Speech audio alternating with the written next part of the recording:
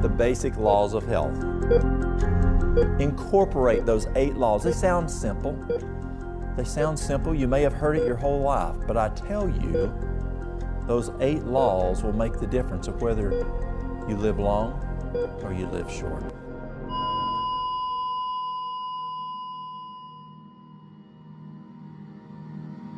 The things that you can grow in your garden, that you can put in your kitchen, that's where your medicine cabinet should be.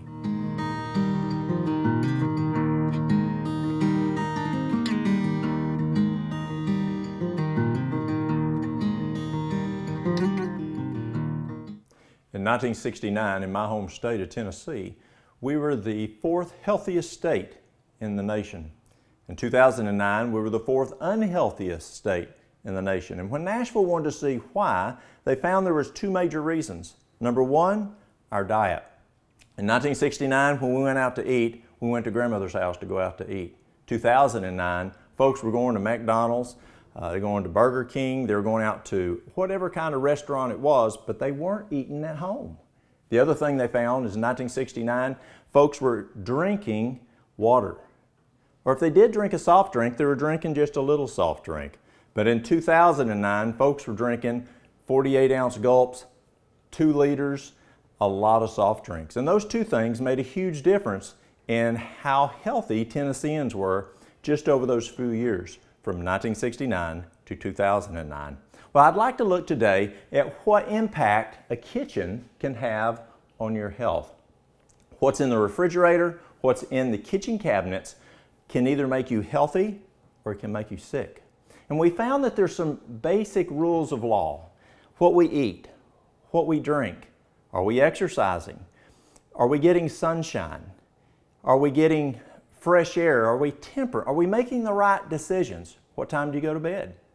And do you trust God? Those laws are the foundation that we're looking at here, but we'd like to look just at nutrition today in the kitchen and see what kitchen medicine or the kitchen medicine cabinet can do for your health. As we look at what's in the house, do you have good rich food like this kale that's packed full of nutrients? It's got, kale's probably the most nutritious of the vegetables. Are you juicing it? Are you eating it? And then what about other foods like garlic? Garlic's one of my favorite. Garlic builds your immune system. It raises your HDL. Very, very important for our health. And as we look, are you eating beans? And are you eating apples and oranges and lemons and healthy food? Well, let's see what that healthy food and what herbs can do for us today. The first thing I'd like to look at is some things called essential oils, and essential oils come from herbs. Well, they're a little more powerful than just herbs that are like this right here, and they can last a long time, but they're just super, super powerful. We're going to look at peppermint today. We're going to look at frankincense. Frankincense is huge. It's a good wound healer. It's great for addressing cancer. We're going to look at lemongrass. Lemongrass is antiviral. Now, it's many other things these herbs do, but I'm just mentioning some big things. Oil of oregano. Oil of oregano is one of my favorite. I have it at work. I've got it at in my car. I've got it at the house beside the bed. If you start to feel bad, you know how you feel up here in your nose or in your throat, or you feel like someone's sitting on you, you're starting to get sick, what you do is you just take just 5 drops, and I put it in my mouth, hold it there for about 2 minutes and then swallow it. Or you can put it in a glass of water and drink it. And then about 2 hours later, if you're still not feeling too well, but probably you won't be if you catch it in the incipient stage, right when it's first starting, 2 hours later, if it's still there, do it again. That's probably the last time you're going to do it if you caught it in that first stage. It's amazing how well oil of oregano can kill viruses and bacteria. And then let's look at a few more. Let's look at cayenne. Cayenne pepper is super. You can use it for wounds. Let's say you get cut. I remember one time I was on the phone with my dad, and we were talking. He was living down in Florida at the time, and I hear my mom holler back in the kitchen. I said, "What's wrong?" He said, "She just cut herself." I said, "Well, tell her to put some cayenne pepper on it if it won't stop bleeding." He says, "It's not stopping bleeding." So he told her to put some cayenne pepper on it. It stopped. Then when she went to her doctor a few days later, who was an older fellow who was about to retire, she thought he'd get a laugh out of it. He said, you know what, I forgot about that. When I was in medical school, they taught us to put cayenne pepper on wounds that would not stop bleeding. Amazing. Or what if a person's having some angina? Well, you just put some cayenne pepper in the water. It's tremendous. And I have people who use it and they tell me it works better than nitroglycerin and they're not getting the headaches. But cayenne peppers, very, very important. Increases the circulation. Great. Milk thistle, excellent for the liver. I had a lady come in one time and her doctor told her, that's it, you're going to die. She had cirrhosis of the liver. She was an alcoholic. And I encouraged her, one, stop drinking. She says, I've already done that. I'm not drinking another drop. And I told her, I said, well, take the milk thistle and take 2 dropperfuls 3 times a day. She was yellow. I mean, she was a white lady and she was yellow. Her skin was yellow all over. Her eyes were yellow.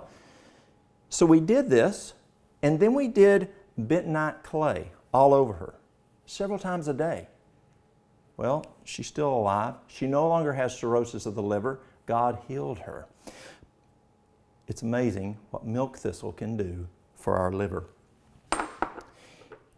And then we have lobelia, one of my favorites. It's excellent for lung issues. It's an antispasmodic, but it's also a spasmodic. Remember syrup of ipecac when we were kids? And if someone got in, let's say one of the kids ate some aspirins and mom and dad caught it and they'd have them drink some syrup of ipecac and they'd throw up and get rid of it. Well, lobelia do the same thing. If I opened this bottle, drank the whole thing, I wouldn't make it out that door without throwing up. But that's not what I use it for mostly. I use it actually as an antispasmodic. It's tremendous if a person has, let's say, epileptic seizures. Just 30 drops up to 3 times a day is a tremendous antispasmodic. We also used it for, let's say if a person's doing a gallbladder liver cleanse. If they have gallstones, what it will do is it will dilate that bile duct and allow those gallstones to go through and it won't get caught in that bile duct. It's also excellent for the lungs. Tremendous, tremendous. And then hawthorn. Hawthorn is very good for the heart. I've seen ejection fraction. Now I had a fella come in. He was in his mid-60s. He had an ejection fraction. That's how well the heart perfuses, how well it squeezes. Have you ever milked a cow? And as you're milking that cow, and then you see old kitty over here and you squeeze it a little harder to get it over to the cat, well, that perfusion, that squeezing of the heart, if it's not very strong, we call that ejection fraction. And his was 15. Terrible.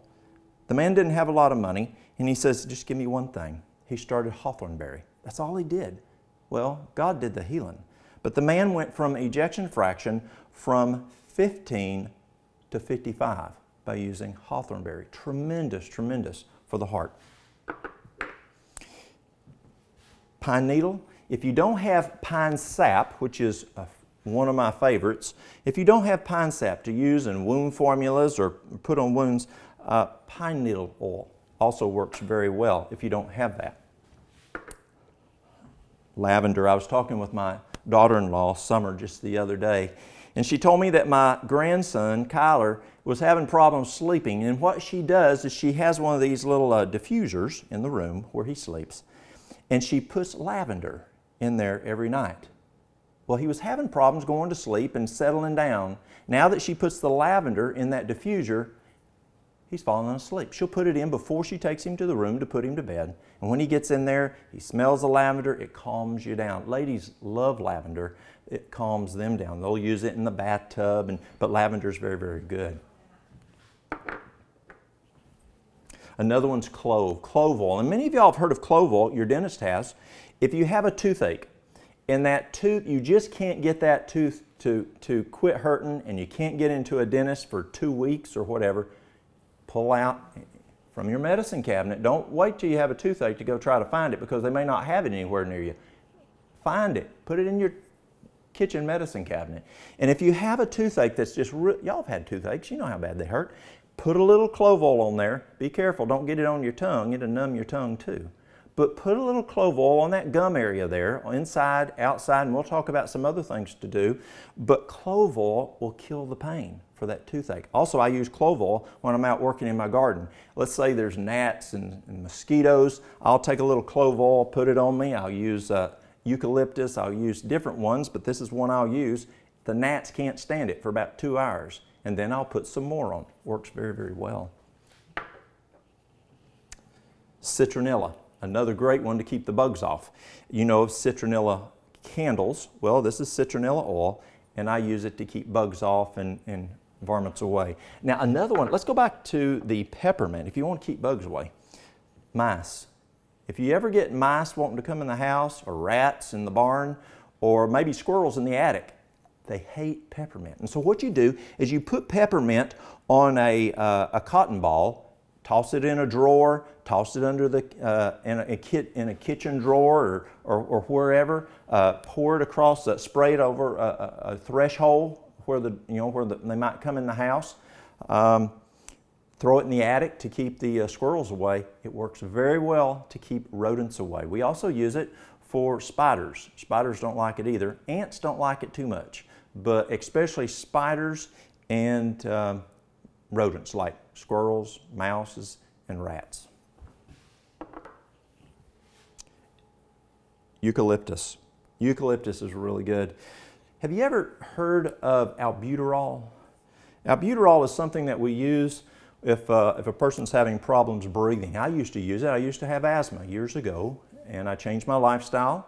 And I went to a different doctor that did natural medicine, and he said, quit doing dairy. And I did, because I had some colon issues that they told me I was going to die from. And I was telling this doctor some other issues. I said, I have full-blown asthma. And he said, I think we can get rid of your asthma if you'll get rid of that dairy. Well, I said, you don't understand. I have full-blown asthma. I'll have it the rest of my life, according to my pulmonologist. He said, let's just try it. Well, I quit the dairy. Asthma went away. So if you're using albuterol, you can put in your nebulizer, you can put some distilled water, and depending on the strength of the oil, like this oil is not as strong as this brand. This brand's a lot stronger than this one is, but depending on 2 drops to 8 drops, depending on how strong it is, you can put that in that water, put it back in that little bowl, and breathe on it, and it will work as a bronchial dilator, just like the albuterol. Mullein, sage, all 3 of those are excellent bronchial dilators. If you remember, when we were kids, we used Vicks. My grandmother didn't go anywhere. I don't care what time of the year, 365 days without her Vicks. Well, Vicks has eucalyptus in it. And I can remember as a boy, I'd have to put it in my nose if I'd get a little stuffy. Well, Vicks has petroleum. And so you can make your own Vicks by using some unpetroleum jelly and just putting some eucalyptus in there. Or you can just put it on I had a friend. He was a physical therapist. And those little inhalers, well, you can use that. And if it runs out, you just take a syringe, soak up some of that, pull up some of that eucalyptus, put it in that inhaler, and you made a brand new inhaler. Or you can just put it on, many times I put it on a Kleenex and just smelled on it when I'm a little stuffy. I don't do that anymore because I'm using the oil of oregano. Another one is olive leaf. Olive leaf is an excellent antiviral. If you have a virus like Ebola, I do a radio program, and I had a physician was speaking on there just 2 weeks ago, and he was talking about diseases, infectious diseases, and he was talking about how do you address Ebola. This was the first thing he recommended, was olive leaf extract. We've used it for years. I learned from a good friend of mine, Dr. Agatha Thrash, to use it for shingles, to use it for if you're going for like mosquito bites, malaria. Excellent for malaria. You use, let's say if you're taking capsules, 800 milligrams twice a day, 30 days prior to going on your mission trip. And while you're on your mission trip, it's excellent for keeping you from getting malaria. So olive leaf extract is very, very good for us. And the last essential oil here is sage. And we use sage for Parkinson's. 60 drops a day, 30 drops in the morning, 30 drops at night, and we're finding benefits with sage. Now also, we're finding benefits with Parkinson's if a person's riding a bicycle. Something's going on between the brain and that coordination riding that bicycle. So that's another good thing to use. And a couple more here I want to get, before I get into this, is vitamin D. Now, we're up in Canada right now, and especially in the wintertime, folks don't get a lot of sunshine, especially right here. It rains a lot here. Vitamin D is very, very important for us. It's important for your immune system. It's important for building of your HDL, your good cholesterol. We found out why boys are more prone to get autism than girls. Just found out this year, a study came out of Harvard University, and it found that when little boys are deficient in vitamin D, and little girls, they won't make as much serotonin, therefore making them more prone to autism. But the little girl has more estrogen. And because she has more estrogen, then she's able to produce enough serotonin where she's not as prone to get autism as the little boys. Now we know there's other issues, immunizations and other issues out there that we have concerns about. But why boys, girls? Vitamin D. And so if you're not getting enough sunshine, and a lot of people aren't today, you need to take a vitamin D supplement. You will need D3. Like this one here comes from sea vegetables from down in the ocean. But that vitamin D is very important. That ranges from 30 to 100. You want to be 100 for your immune system. The last one I want to touch base on is trace minerals. And these things you want in your kitchen medicine cabinet. A lot of folks don't get enough trace minerals. And here's why. What happens is you've got fats, proteins, and complex carbohydrates. They say carbohydrates, I like complex, not refined carbs. So you got fats, proteins, and complex carbohydrates. To make those guys work, you got to have vitamins. And in order for the vitamins to work, you got to have minerals. Well, what's the problem with minerals? Most folks aren't eating out of their kitchens, eating foods like this kale here, which is super, super good and loaded with minerals. So two things are happening. You got food or three things actually. You have foods that are processed, you have erosion, and then folks are using hybrid seeds instead of open pollinated seeds or the old heirloom seeds. University of North Carolina found if we will grow, let's say this is a large garden, and we planted, say, tomatoes on this side that are from hybrid seeds, and this side, which is from the open pollinated seeds, according to the University of North Carolina, Department of Agriculture, the hybrid seeds only pick up right at 40% of the nutrients that your open pollinated or your heirloom seeds picked up.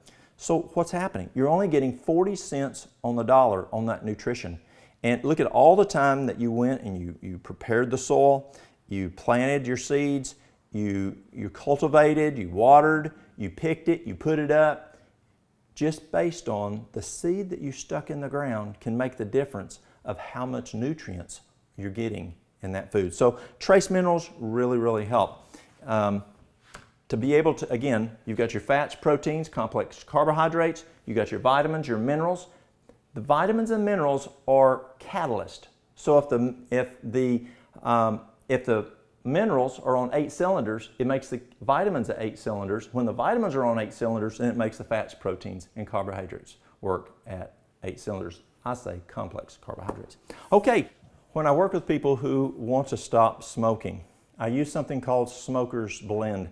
And I don't just use it for stopping smoking. I'm now using it for even folks that want to quit drinking alcohol. I even have folks that come to me on heroin, meth, big drugs, and they're using this blend also. So what's in it? So the first thing we do is we use 3/4 of a cup of lemon juice. And then we use 1/4 of a cup of honey.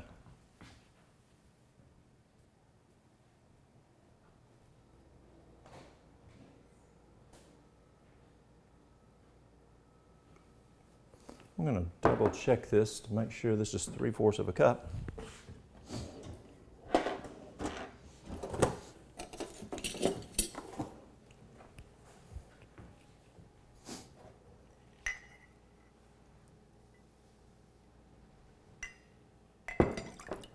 That looked a little shy. Let's add a little bit more.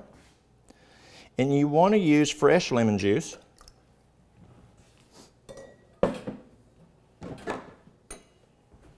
So it's 3/4 a cup of lemon juice, 1/4 of a cup of honey,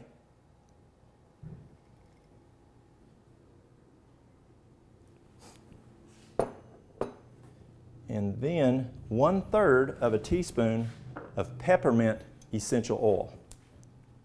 1/3 of a teaspoon of peppermint essential oil. And that's it. And what they do is anytime they get a hankering or desire for a smoke or a drink of moonshine or whatever they're drinking, or a drug, they'll take a nip. And what I like doing, let's try it first. That's tasty. And what I'll do is I'll put it in like a little jar. You could put it in like a pint mason jar, but it fits perfect in this little guy. And they can just carry it around with them. You don't have to keep it in the refrigerator. They can put it in overnight. But what you'll do is you just have them, just take a nip on it. Take a swallow anytime they get a desire, as we call it in Tennessee, a hankering. The next item is rocket fuel. And probably a lot of you have heard of rocket fuel before.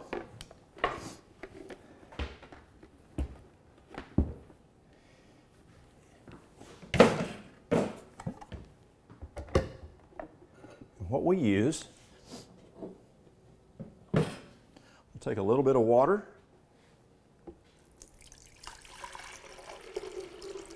We'll add a little more in a few minutes. I like warm water. But I'm going to use anywhere between 5 and 10 cloves of garlic. Start with 5 and then build up to 10.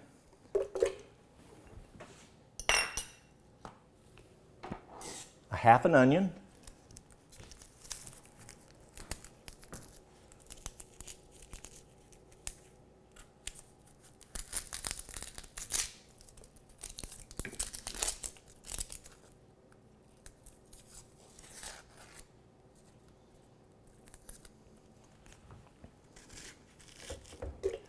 These Vitamixes are so powerful.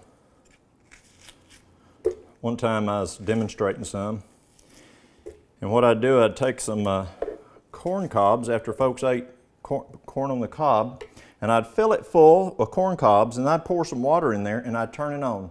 And time after time, I'd teach a class on this, and these ladies would go, "Honey, you're going to tear that thing up." Well, it works fine. It's very strong.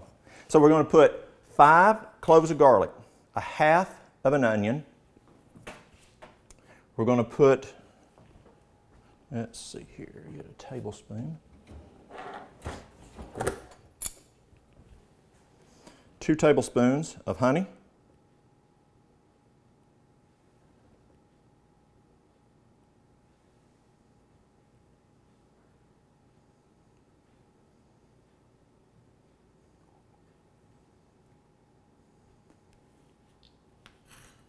All of these are excellent for getting rid of,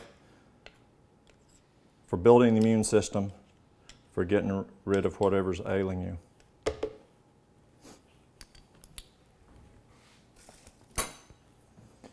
We're going to take just some cayenne pepper, and depending on how strong you like cayenne pepper, anywhere from 1/8 of a teaspoon to 1/2 of a teaspoon. 1/8 of a teaspoon to 1/2 of a teaspoon. And then you're going to put some ginger in there, about the size of your thumb. We call it a thumb of ginger. Now something that I've started adding to mine, and I don't have it with me today, and that is elderberry syrup. I put about a teaspoon of elderberry syrup. Elderberries are phenomenal. If a person's starting to get sick, if you're worried about a pandemic event, actually the best herbalists around the world will tell you they're going to use elderberries to fight that virus.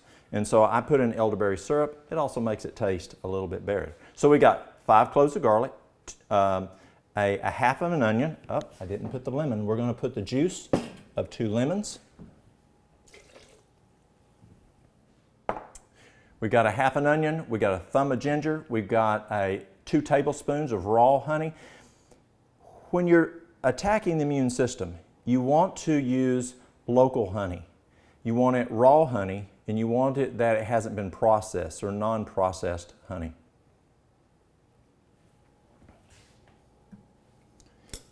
And then we got the elderberry. We're going to blend it just a little bit.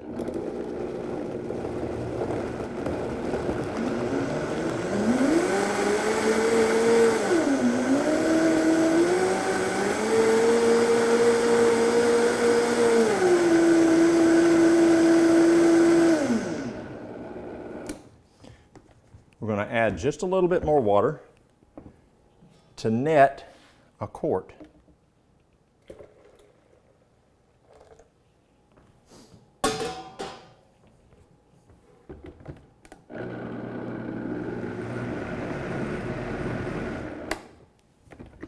And again, I like warm water. And then I like taking it and putting it in a mason jar.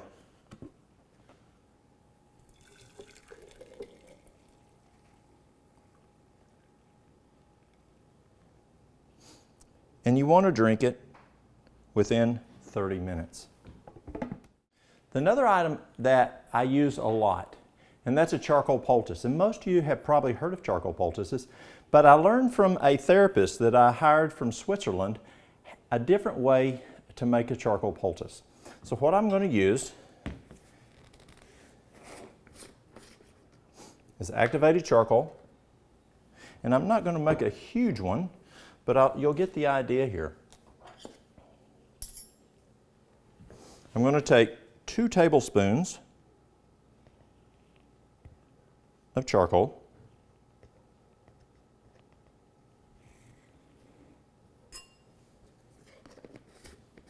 I usually make a large one that I make about this large, and that way a person can cut it and use it different times. But for the sake of time, we're going to make a smaller one, but you'll get the idea. And then I'm going to take and use psyllium seed husk powder. Psyllium powder. Let's see here. Here it is. And again, I'm going to use equal parts. Psyllium is the binder. Charcoal is the drawer. It adsorbs. It doesn't absorb, it adsorbs. It's kind of like if I have a sponge here and there's water on here and I soak up the water, that's absorbing. But the charcoal adsorbs. So let's say I have some flour here and I have a dry sponge and I go across and it sticks to the outside. That's adsorbing. And so the charcoal does the adsorbing, but the psyllium does 2 things. It binds it and holds it together, but charcoal has to be wet to work.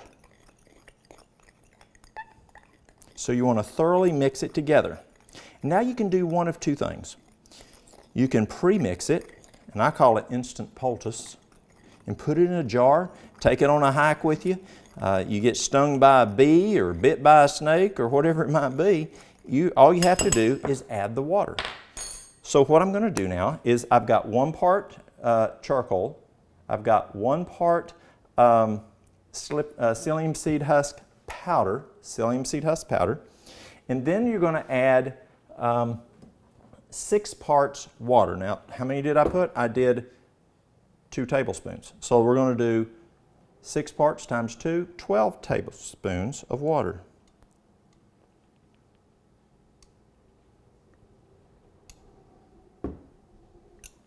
Now, you don't want to wait too long before you start stirring it, or that psyllium is actually going to start congealing. Now, notice there's a lot of water there. And you think, well, you've made a mistake here. There's just too much water. Well, watch what happens. Look what's going on here, y'all. I'm going to mix it. So first, we mixed it thoroughly before we added the water. Very important. Don't forget to mix it thoroughly before you add the water, because the psyllium will soak up the water, and unless the charcoal's mixed in with it well, then it's not going to, the psyllium is going to congeal and you'll have dry charcoal out there. And see what it looks like? Amazing. Now what I do, another thing I learned from this fella is he would take some saran wrap or plastic wrap. You can take a grocery bag and do it between the grocery bag. This is the hardest thing I'm going to do today, is tear this and it not stick. So you take it. You can take a piece of tape and tape it to hold it down a little bit better. It works a little bit better. I'm going to put this in here.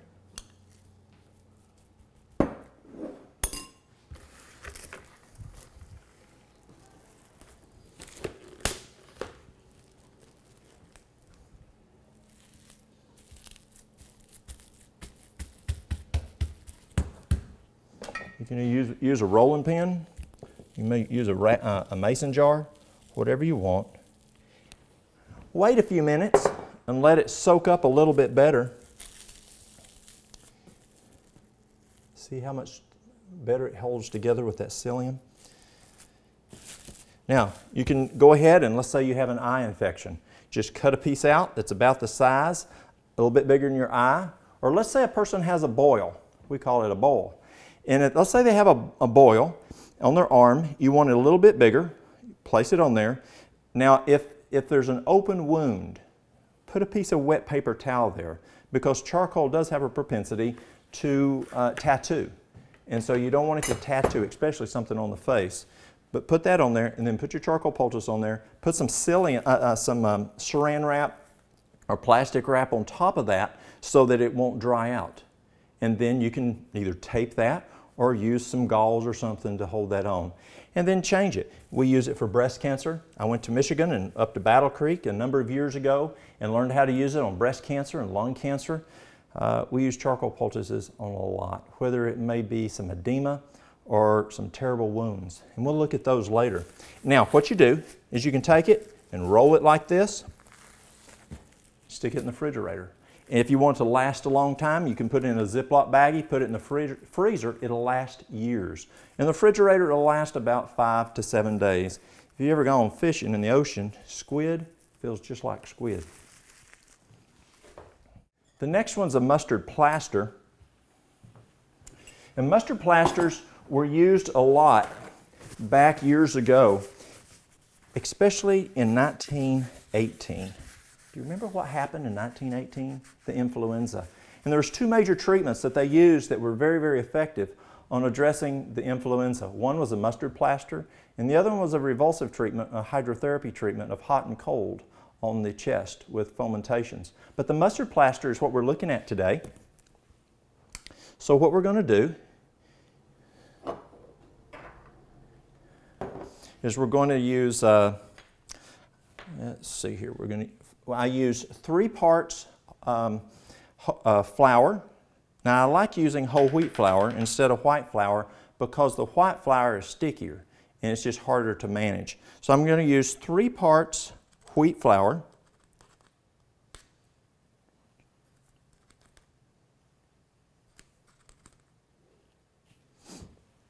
And then 1 part mustard. The thing with mustard is you don't know how hot mustard is, the heating units of mustard, like cayenne. On cayenne, this cayenne right here is about 180,000 HUs. Cayenne can go up to 2.1 million HUs. What you buy in the store might just be 20,000 HUs, heating units. They measure cayenne, but they don't measure mustard. So you'll have to kind of test it. That bag of mustard or jar of mustard you bought, and figure out you need to add a little more, a little less to get that heat that you want. So what you're going to do is you're going to mix it well, kind of like the charcoal and the psyllium powder. You want to mix it thoroughly because that wheat is the binder. You could probably use psyllium with it too. Because that's all it's doing is just binding it.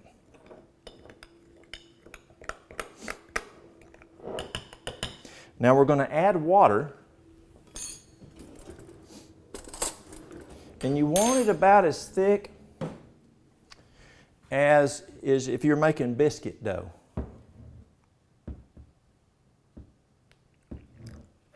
So we'll just have to play with it. And you want to make it large enough for the affected area. So let's say a person has pneumonia.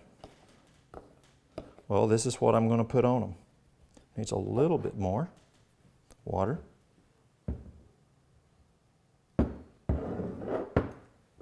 And you want it enough, I would probably put it on both lungs. And you can put it on the front and the back. You don't just have to put it on the front. That's a good consistency there. About like biscuit dough.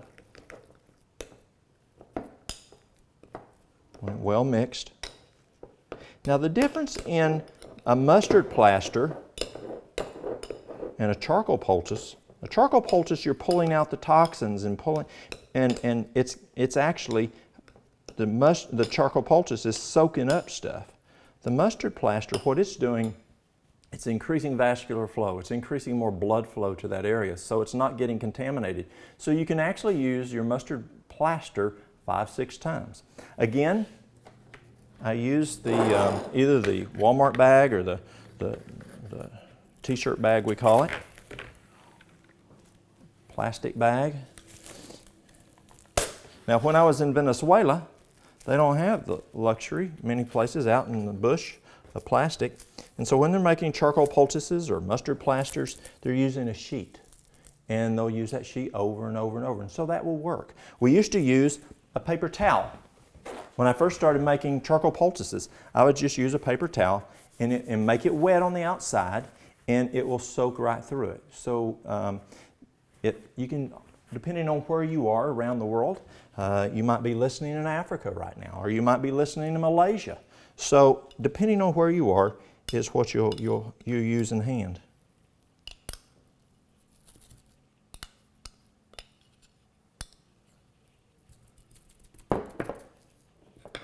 Now, obviously, this won't work for an adult lung. It might work fine for one side of an infant.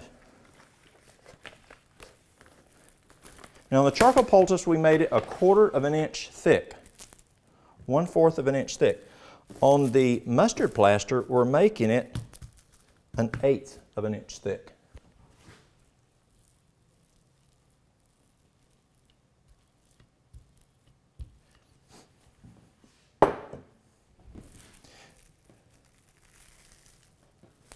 Now the difference in the charcoal poultice and the mustard plaster, unless you made just a small charcoal poultice, you're taking a part of that charcoal poultice and you're putting it on the hand and you're getting a piece of cellophane and putting it on it.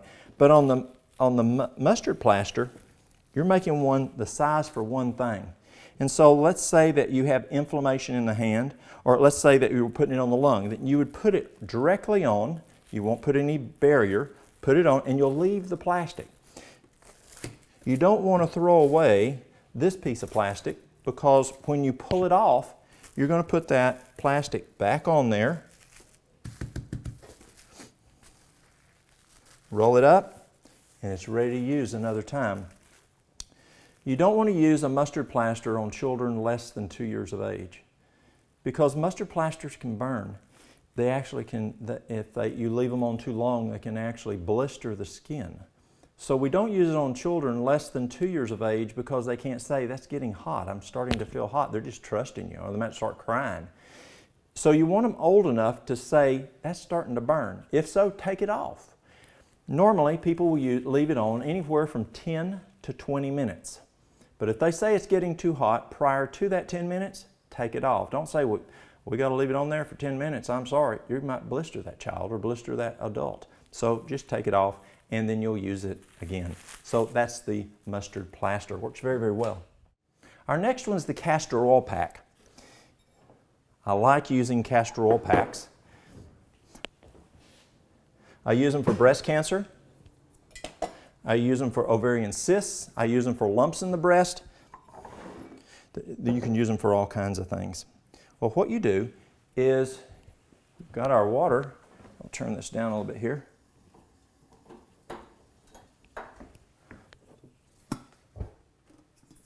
We've got some warm castor oil here. So actually we'll just use this here. We heated up some castor oil. And so what we'll do is we'll take, I like flannel. This isn't a piece of flannel, but I like flannel because it wicks the best. And you just take that flannel and you stick it down in that castor oil.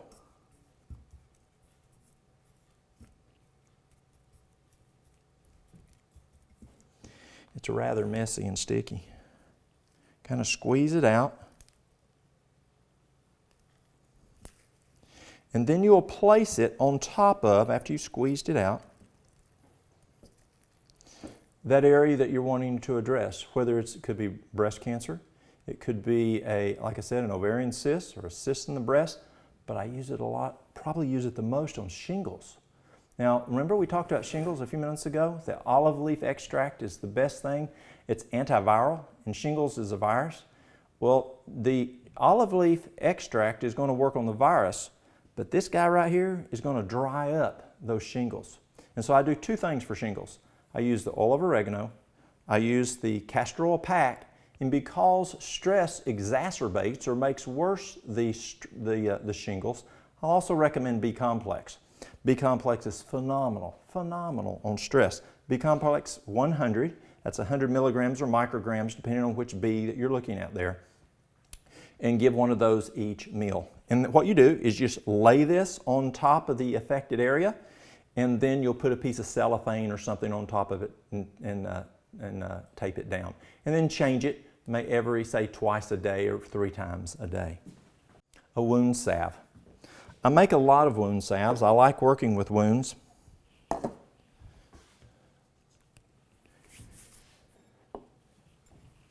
See if this sounds familiar.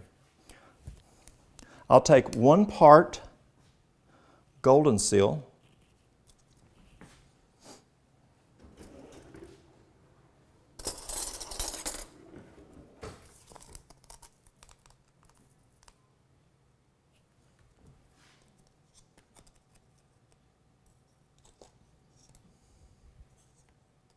one part myrrh gum powder. Sound familiar?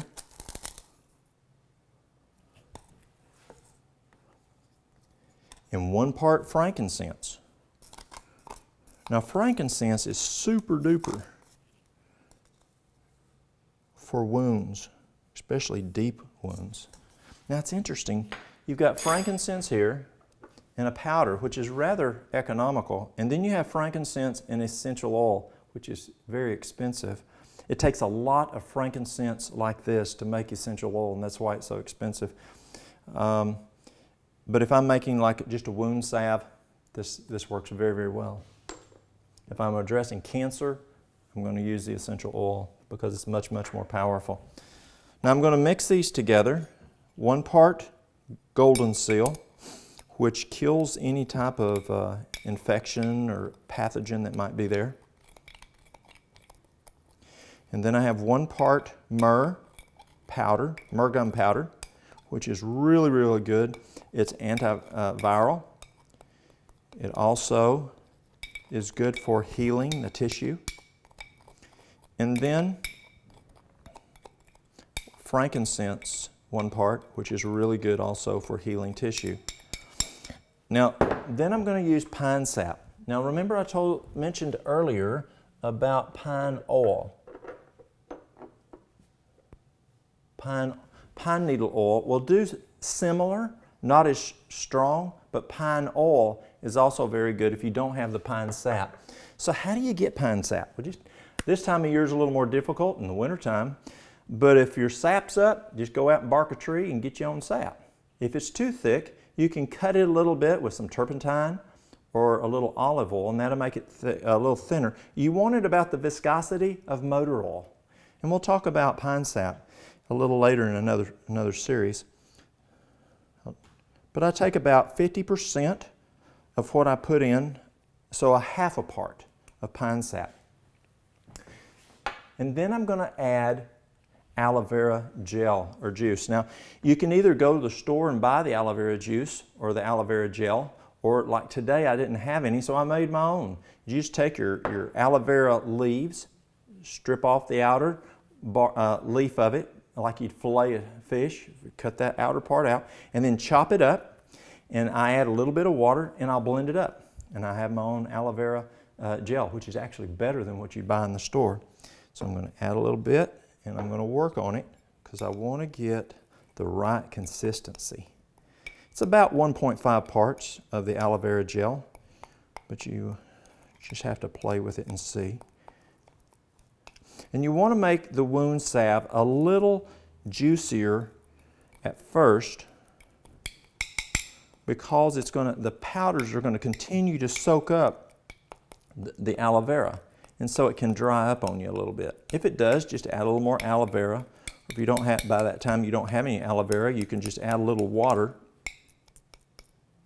This is actually perfect right here for putting on right now. If I was going to, you can kind of see the consistency there, but if I was going to make it for someone else that I wasn't going to immediately use it, I'd add just a little more aloe vera so that as it continues to soak up, it's not going to dry out on them. This wound salve is tremendous. We've had really good success. And you just put it directly on the wound. After you do hydrotherapy, you do some hot and cold. It depends on the type of wound. If they've got neuropathy or it's really, really bad, I'm not going to use really hot water in my contrast of hot and cold foot bath. I'll use, say, 100 degrees warm, 70 degrees cool. So I'm going to do, or an arm bath or whatever. So 3 minutes warm, 1 minute cool. 3 minutes warm, 1 minute cool, 7 times. And then you're going to add this, put it straight on there. If it's infected, put you a little piece of wet paper towel, put that charcoal poultice on there, and you're ready to go. Do that twice a day. Wound salve works extremely, extremely well.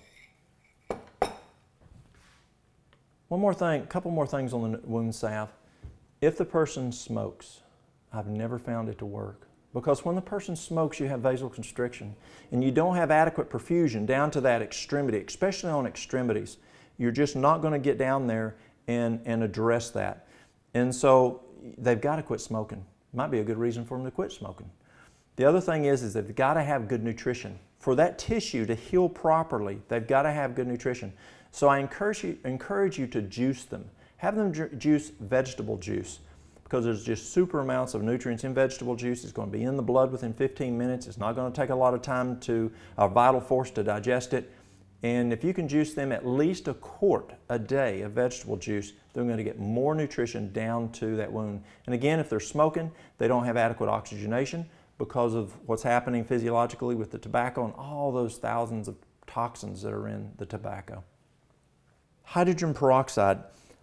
I was not able to bring food grade 35% hydrogen peroxide with me today on an airplane, and so I'll tell you about it. I found hydrogen peroxide to be a big tool for me. It's not the same as what you buy in the grocery store. What you get in the grocery store or the pharmacy is 1.5% or 3%. And you don't want to use it because it has a preservative in it that is toxic. It's poisonous. And so you can't drink that. But the food grade hydrogen peroxide you can consume orally. And what you'll do is, what we use it for is we'll use it for people who have candida or yeast. Works very well for that. We also use it for cancer. It's quite impressive on what it does for addressing cancer. If the person has yeast, what they'll do is you'll take 5 ounces of distilled water 3 times a day on an empty stomach. The first day you'll put 1 drop of the 35% food grade hydrogen peroxide. 1 drop, 1 drop, 1 drop in those 5 ounces of distilled water on an empty stomach each day. Well, for the first day. The second day you go to 2 drops. So each day you increase by 1 drop. It's very important when a person has candida or yeast that you start with 1 drop because we got to start slow on this thing because it's going to get pretty mad pretty soon. So you'll do the 1 drop 3 times a day, 2 drops, and you keep working up. Your goal is 25 drops 3 times a day of the hydrogen peroxide, 35% food grade, in that 5 ounces of distilled water. Somewhere between day 10 and day 20, you're going to get sick if you have yeast. probably around day 15, day 16 is where I mostly see it. You're going to have flu-like symptoms for 3 to 4 days. A lady came to me one day and she says, I can't do this anymore. I said, why? She says, I'm sick. I said, what day is it? She says, it's day 16. And she says, I'm so sick today, I just can't do it. I said, remember I told you that was going to happen? That means it's working. She said, that's right. You did tell me that. I'll do it. So she did it. And then for about 3 or 4 days, I don't remember on her situation how long she was sick. And so what you do is, let's say it's day 16, you'll go back to the previous day. So you get up this morning, you do your 16 drops, you do okay. Noon you do this, or halfway in between, you do the 16 drops, and you're starting to feel really nauseous and sick. And you may get a little nauseous doing this anyway, but you may start having flu-like symptoms and you just feel like someone beat you with a baseball bat. You know how it feels like when you get a flu? And you just want to sleep. Go back to 15 drops the day before that. So if you're at day 16, go to 15. If you're day at 12, go back to 11. Then for the next several days, you go at a day less than what you got sick at. And stay at that lesser amount until you're not sick. You'll get better. And then you'll then start back up. I've only had folks get sick once. And at first they're not happy, they're sick. But when it gets rid of the yeast, remember the problems? Just think about all the problems you have with yeast. Well, if you can get rid of it, it's worth it. And so go up to the 25 drops, stay at the 25 drops 3 times a day for 2 weeks. 2 weeks. If symptoms are better, start back down. If not, stay there for up to a month. And then come back down 1 drop a day, and then stay at 3 drops 3 times a day as a maintenance. Works very well. For cancer, if you can handle it, you want 50 drops 3 times a day. That's tough. It's tough on the stomach. You can feel a little nauseous. You may have to put a little something in the stomach while you're doing that. But I've seen brain cancer, I've seen prostate cancer obliterated. Now, who did the healing? God did the healing. But God uses the kitchen medicine cabinet. And you know, it's kind of like, let's say you said you don't want to eat anymore. God, just take care of me and I'm not going to eat anymore. Well, He's not going to bless that because He gives us responsibility to eat. Well, He also gives us a responsibility to take care of ourselves when we're sick. Ask Him to bless it, just like you ask Him to bless that breakfast that you ate this morning, or that dinner you ate this noon, or that supper you're about to eat. That God will bless it and give you good health. So when you use any of these, you want to make sure you pray first and ask God to bless it. But the hydrogen peroxide treatment is very, very effective. Garlic oil. A lot of folks say they like garlic oil. Can you make your own garlic oil? Well, here's how you do it. I'm going to use a mason jar here. You're going to use, let's use a mason jar. I'm going to use 1 cup of garlic, and I'm going to chop them up real quick.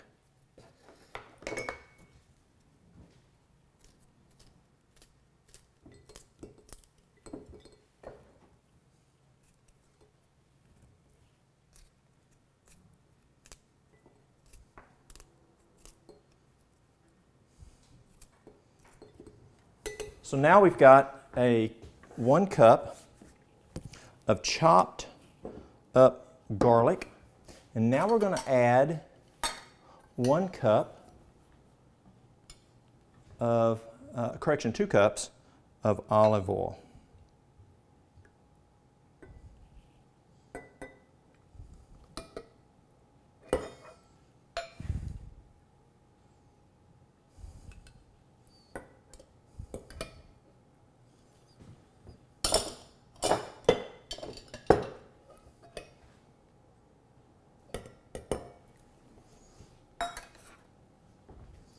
Then you're just going to put the top on it, and you're going to let it sit for 7 days. You'll shake it every day, and then after 7 days, you will, you're going to shake it, and I'd do it twice a day, and you just shake it good. And what I'll do, I'll show you how to do it.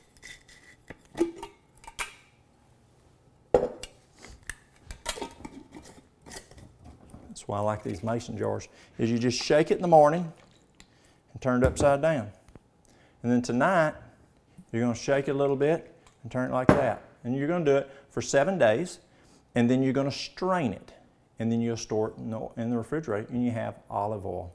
Very, very good. Now, you want me to share with you my favorite garlic? Now, there's no question, Garlic like this is tremendous to use every day in your food.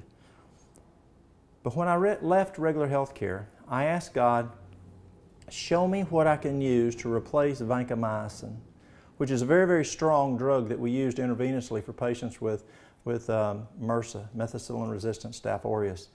And we're seeing more and more of that today. And God showed something to me. It's called allicin. And allicin is super, super strong, super strong. It takes 24 cloves. So let's see here, we got 1, 2, 3, 4, 5, 6, 7, 8. 8 cloves in this one. So it takes 3 times this right here to make 1 drop of this. Now what you'll do is if we're addressing like a sinus infection, the nurses at the hospital nearest, they were getting sinus infections and they take Cipro. Then they get a UTI, urinary tract infection, and then they would take another antibiotic and they'd get a yeast infection and wipe out the flora in their colon with this next antibiotic, or both antibiotics. So then they started coming to me and they get this. They'll do 20 drops 3 times a day for 9 days and it wipes out the sinus infections. And they don't get the UTIs, they don't get the yeast infections, and they don't wipe out the flora. Now, 20 drops 3 times a day of allicin is 1,440 cloves of garlic a day. That's a lot. But if we're addressing something like MRSA, and I've been working with MRSA now with this product for a little over 10 years, I send it to doctors all over the United States who will buy 10, 12 bottles of this at a time to sell to their patients for MRSA. 1 teaspoon of MRSA, 1 teaspoon of the allicin twice a day for 3 months wipes out MRSA. And what happens is MRSA likes to hide. And so when we contiguously are using that every day for 3 months, it just kills it. Well, when you do a teaspoon, there's 2,880 cloves. So we said 3 of these would equal 24. So you can imagine how many cloves it'd take to make 2,880 clove these things, how many bulbs it'd take to make that much to do a teaspoon. And we do that twice a day. Now, if I'm catching something, like I said, I'll use oil of oregano. And I keep it again. I keep it in the office, I keep it in my car, and I keep it at home, actually on the headboard, in case I wake up at night and I feel like I'm catching something. Immediately in the incipient stage, I want to use this. But I'm also a firefighter to help my local community out. And if I'm out at the middle of the night and I'm fighting a house fire and it's 3 degrees outside and I'm soaking wet and I'm frozen and I'm not getting my sleep, I can start feeling it come on. And if I don't have my oil of oregano with me, which I usually don't out on the fire ground, and I wait about 6-8 hours before I can take the oil of oregano, the oil of oregano doesn't work well for me. So what I'll do, again, I don't have patience for being sick. As soon as I get in, I take a tablespoon of allicin, and then I'll take a teaspoon every 2 hours until symptoms are gone, and boom, it wipes it out. Very, very strong, very, very powerful. We use it for Lyme disease, we use it for H. pylori, C. difficile, just all kinds of health issues that are very powerful. Garlic. Allicin is the component in garlic that builds the immune system. It's antibacterial, antifungal, antiviral, antiparasitic, antimicrobial, very, very powerful. And one more thing I'd like to share with you is we were talking about cancer. I have a friend, he's a physician down in North Carolina, and he is having very good success. Again, where do you get this? In your kitchen medicine cabinet, not your bathroom medicine cabinet, or you didn't get it from the pharmacy. But it's lavender oil. Remember my little grandson, Kyler, his mama uses this to put him to sleep at night just in the diffuser? Well, that doctor, if he has a patient comes in with breast cancer, he will put a half a teaspoon on the breast and on the other breast. And he does that 4 times a day. A half a teaspoon applied to all over the full breast, each breast 4 times a day. And he is finding consistently within 2 months that cancer's gone. Phenomenal. What God gave us is natural medicine. that's in the kitchen medicine cabinet. A potato poultice. Now my grandmother taught me this years and years ago back on the mountain in Tennessee, and she would use a potato poultice. I'll put it on this. Or as we called it back then, tater poultices. And you take and you just grade your potato.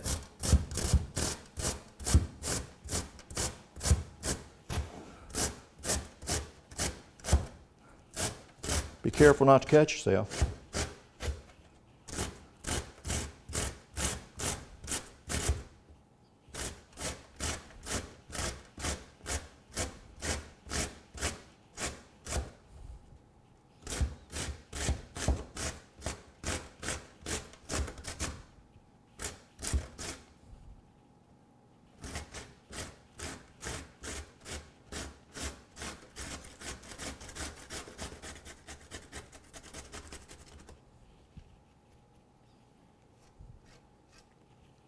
Potato poultices are very, very good.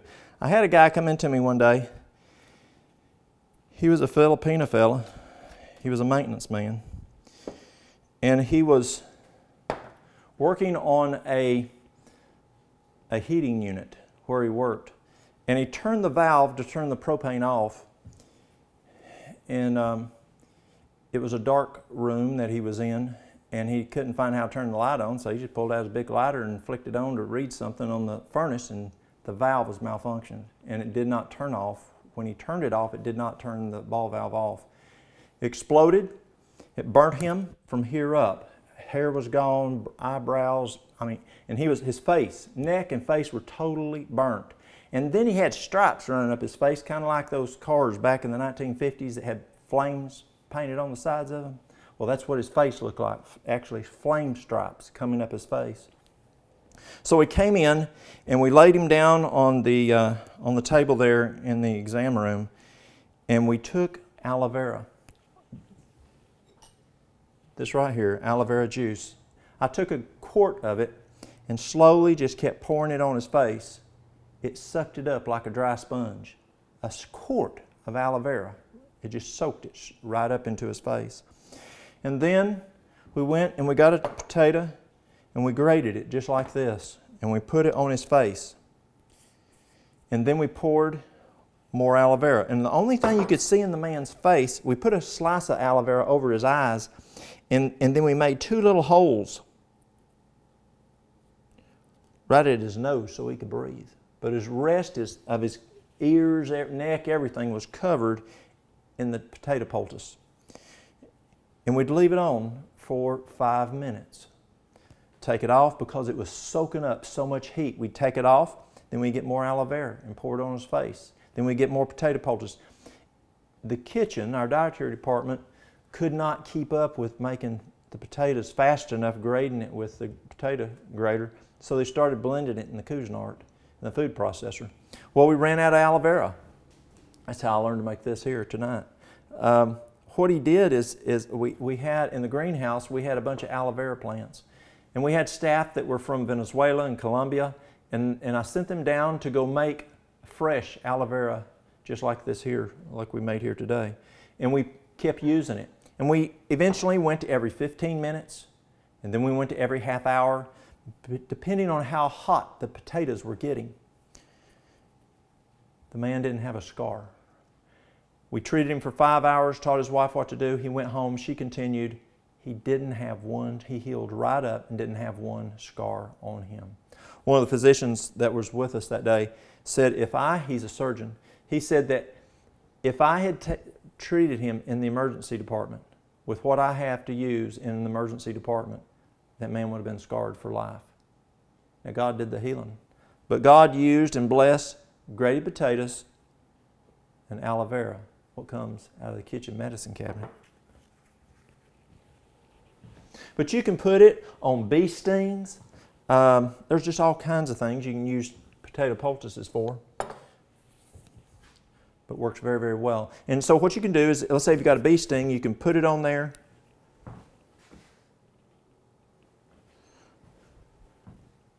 Put that potato poultice on there. Put you some of that cellophane on there, or garbage bag or something, hold and tape it on there. and then change it about every 30 minutes, and it'll pull that sting out from that bee sting or wasp sting. Another favorite poultice of mine is a cabbage poultice. And cabbage poultices work very well. Now, don't make the mistake that I did one time. We ran out of green cabbages, and I had a man that flew over from London because he was having problems with hemorrhoids. And so they were so bad that they couldn't fix them there. And so he came over for us to help him with his hemorrhoids. And one night, about 9 o'clock, I was making a cabbage poultice for him to put another one to put on his hemorrhoid, and I didn't have any green cabbage, but I had red cabbage. So I went and made him a cabbage poultice out of red cabbage. That man stained his night clothes, the carpet, the bedding, everything. Don't use red cabbage.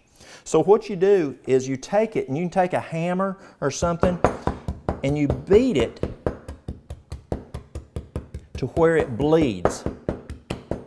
A hammer works real well, or a rock. But what you're doing is you're beating it to where the juice comes out of it. You're making the juice, you are fracturing the cells, and the juice now is on there. So it's the cabbage juice. But you don't want to do it in a Cuisinart. You want to do it just like what we're doing right here.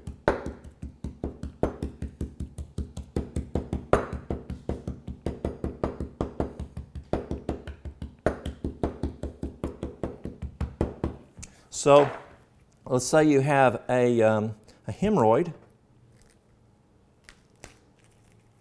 You'll place this up on the hemorrhoid and take like a sanitary napkin or something that will hold it in place, and then put your underwear on, and that will help to shrink the external hemorrhoid. Not the internal, but the external hemorrhoid.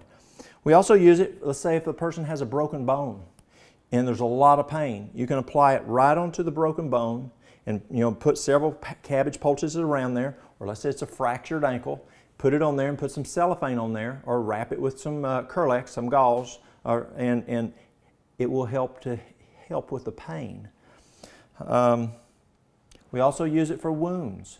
Like you saw the wound formula that I made in the charcoal poultice, but let's say you don't have that, and you're somewhere that's a bad wound that you need to go help somebody with, take a cabbage poultice, chop it up like that, make sure it's bleeding real well, apply that onto the wound, put something on top of it. It's good to put the cellophane because it holds the moisture in instead of evaporating out. It works very well also for wounds. Immune drinks, there's different kinds out there. We made the rocket fuel, that's an immune drink. Well, this is a different type of immune drink, another one that God gives us so many different tools to use.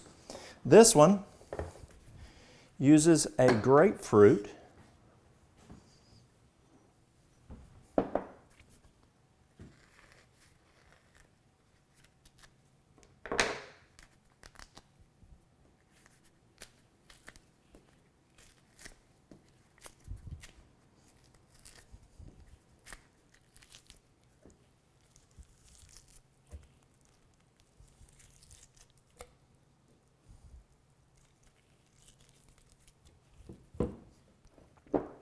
Isn't it neat where we can just use our food to be our medicine?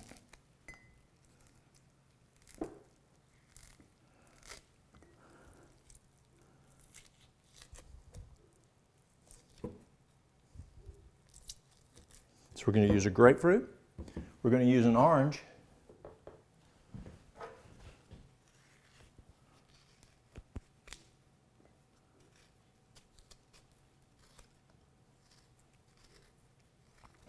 What's oranges good for? A lot of vitamin C. Now, a lot of folks will say, well, I can drink me some orange juice and I'll get that vitamin C. Well, several reasons you don't want to drink that orange juice. If you didn't make it, it was made a couple of weeks ago or a month ago, wherever they made that orange juice, that vitamin C is probably oxidized and gone. The other is it takes a lot more than just one orange to make a glass of orange juice. And oranges, fruit, are very high in fructose. And so even though when we were kids, or even to just, probably 13 years ago, I would have said you need to drink a quart of orange juice a day. But we don't do that anymore because it will lower the immune system. Let's say that you've got a urinary tract infection. And so what do you use? Cranberry juice. Well, you're after the D-mannose is the chemical that's in the cranberry juice, but the problem is that cranberry juice is full of sugar. And here you have an infection. So what are you doing? You're actually lowering your immune system. So you don't want to use the cranberry juice for urinary tract infection. You want to get the D-mannose, which is an extract, just like the allicin is an extract from the garlic, or bromelain is an extract from pineapple that we'd use if a person has inflammation or if they're looking for digestive enzyme. And so your D-mannose is it'll wipe out a urinary tract infection. Just 1 teaspoon of D-mannose every 2 hours during the symptoms of urinary tract infection, gone, wipes it out. And you don't want that cranberry juice because it has so much sugar in it. So we got 1 grapefruit, 1 orange. We've got 2 lemons.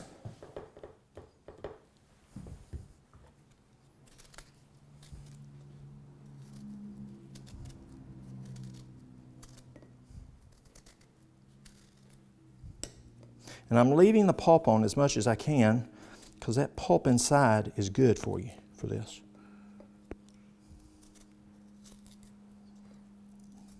Doing it a little faster than normal.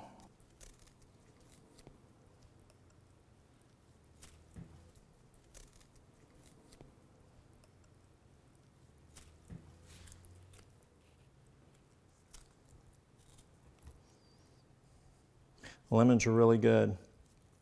It's good for your pH, good for your immune system. It's a great anti-inflammatory.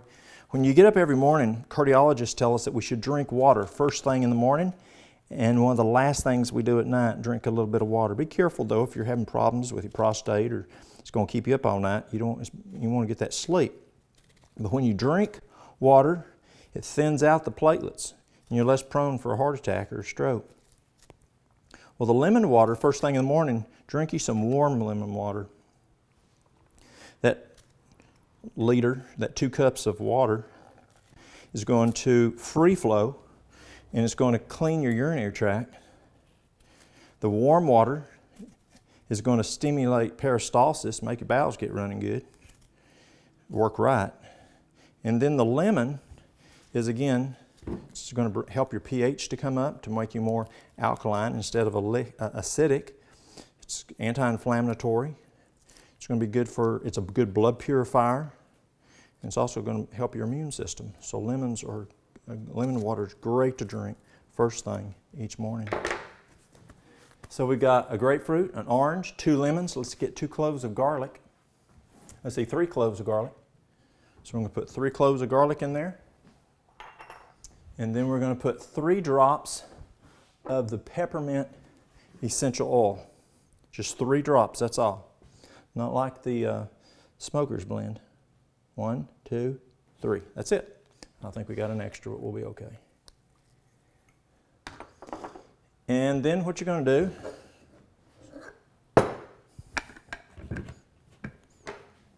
is blend it.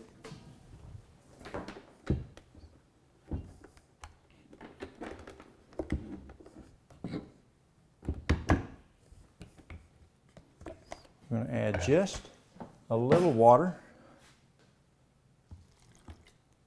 May have to put a little more in a moment, but we'll start with that.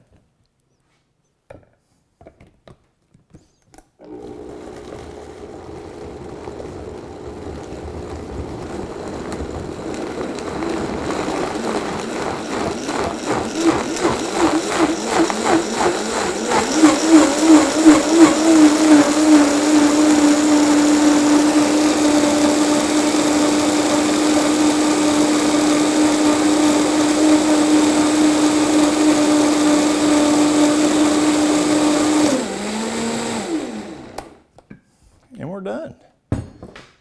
Now you're not going to drink this whole thing like you did the rocket fuel. For an adult, you're going to drink 1 cup a day, and for a child, you're going to drink a half a cup a day. And you'll just go and take it, and you're going to put it in the freezer or refrigerator. The next one is an onion poultice. You notice we're using onions a fair amount and garlic. is because it's just super good if we're sick to use an onion.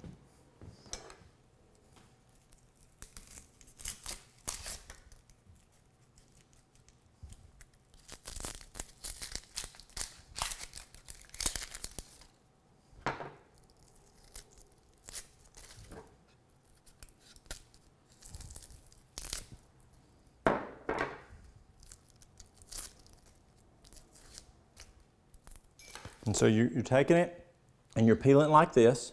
Then you're going to chop it up. Well, we've already chopped it up, and what you want to do is you want to simmer it. And you'll simmer it with water. And we did this ahead of time to save us a little time. And then we're going to take some ginger, put some ginger in here, just a little bit of ginger, mix it up thoroughly.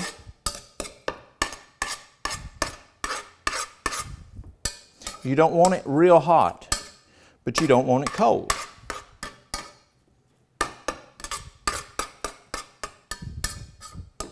Now, if you have a piece of material, you can use a piece of material, a piece of a cloth. Or if you don't have that, I prefer the cloth, but if you don't have it, you can use a paper towel.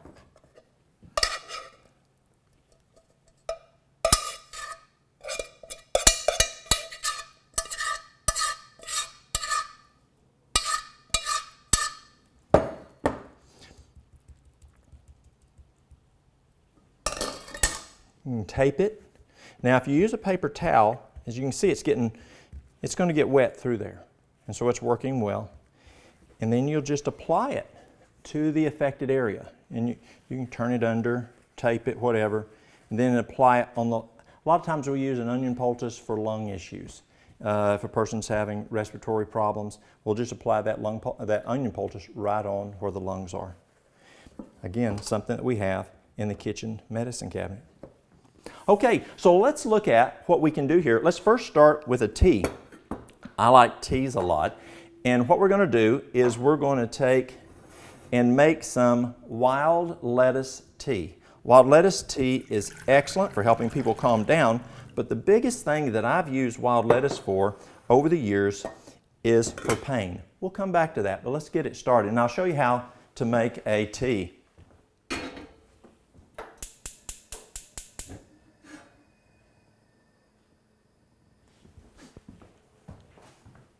Well, let's check our tea over here. It's working, it looks real good. All you need, just stir it. Now, some people use tea balls, but I use quite a bit of herb when I'm using things medicinally. Some herbs you can use more. Most herbs you can use more than you. A lot of times you'll use a teaspoon to put in a teacup. That's just enjoying drinking. But if you're doing a medicinal, you've got to use more. But there's two herbs that I don't use more because they don't work right if you use more. And one is sage, and the other one's catnip. So if you have a little child, I had a lady bring her daughter in just the other day, and the baby was crying and it had colic, or it may have croup. This one had colic. And you just take a teaspoon to a cup of water, make a tea. And then you'll give that little baby a teaspoon or 2 teaspoons every couple hours, or older child a little bit more. But I ask the moms, I'll ask them, are you breastfeeding your baby? They're not. And it's amazing what God has done to help your babies from getting sick. We've now learned well, we've known for years that breast milk will help with the bone structure. We've known for years that it helps with the immune system. We've known for the last probably 10 years that it's very important for the gastrointestinal system. But it's just the last couple years we found cardiovascular-wise, especially I'm now reading from the year 1 and 2. That means you need to nurse that baby to the baby's 2 years old to get that full cardiac benefit. And these moms will come in and they'll say, no, I don't nurse my baby, it's gross. Gross. No, that's the way God made it. And these children that come in, and the moms are bringing them in, they got colic and they got croup and they're just sick, their bellies are hurting. If they just nurse that child, then that many times that would have prevented that. And so I asked the moms, would you like to start breastfeeding? And if they are interested, I'll have my wife work with them, because even ladies who adopt, we're able to get those ladies to breastfeed. That's fun. That is so cool, because just the bonding between the mom and the infant, or the immune system and all those benefits I just mentioned for the baby.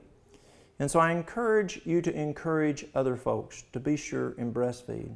Remember, I told you that in 1969, my home state was the 4th healthiest state. And in 2009, it was the 4th unhealthiest state. The 5th item that Nashville found, the Department of Health, women don't breastfeed in my state anymore. And that was a major cause that in 2009, people were less healthy because babies were not being breastfed. In the top 5, that was a major reason. What do you use? Help that mama have breast milk. You can use fenugreek. You can use feverfew, marshmallow root, but fenugreek is the big one that we use, and it works very well. So I encourage you. So all we do is like I said, I don't usually use those little herb balls, and so I'll just put it in there, and I'll pour this through a kitchen strainer and put it into a mason jar, and they can either, for the wild lettuce, they'll drink 1 cup every 2 hours. If that works and the pain's gone, then try every 3 hours. And if that works, every 4 hours. What we called least dosing when I worked in regular health care. If you had pain, we'd hit you hard with a narcotic, and then we calm down that pain, and then we would figure out, let's say we'd go and figure least dosing, we'd cut back until you had pain again, and come back up until we managed that pain. We did the same thing with psychotropics. Come down, saw that behavior again, come back up until we managed that behavior, and that was least dosing. Do the same thing with this. There's no sense in taking more than what you need, but take enough that will work. So we start out with 1/4 of a cup or 1/2 cup of the wild lettuce in a quart of water. Make the tea, strain it, drink 1 cup every 2 hours. That should do it. If it works well, again, every 3 hours, 4 hours, you may find that 2 cups a day does well to address your pain. Folks with arthritis will use it just for all kinds of pain. My oldest son had some dental work done one time, and the dentist told him he was going to have something for pain. And my son said, "No, I'm okay. I'll be okay." And the dentist did the work. And he said, "What did you take before you came here?" My son said, "What do you mean?" He said, "There's no way that you didn't have that pain if what I did." He said, "What did you take?" Thinking he took a narcotic. My son said, "I just drank some wild lettuce before I came. I drank a quart of wild lettuce this morning." He said, "What?" He said, "I just drank a quart of wild lettuce before I came and had this dental work done." And he felt it a little bit, but he didn't have the pain, and the dentist knew that something he'd been taking. Calcium smoothie.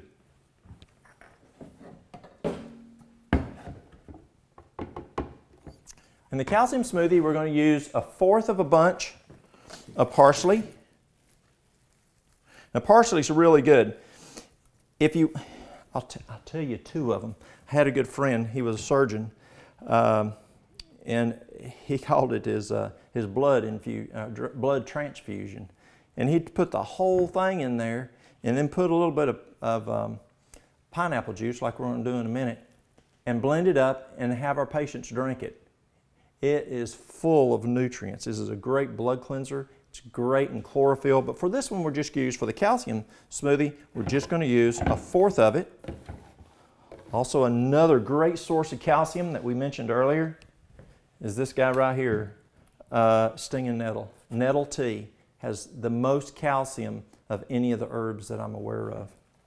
So then we're going to add a cup of pineapple juice.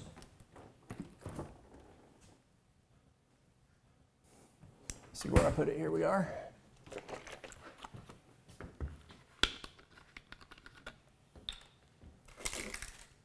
Use this right here.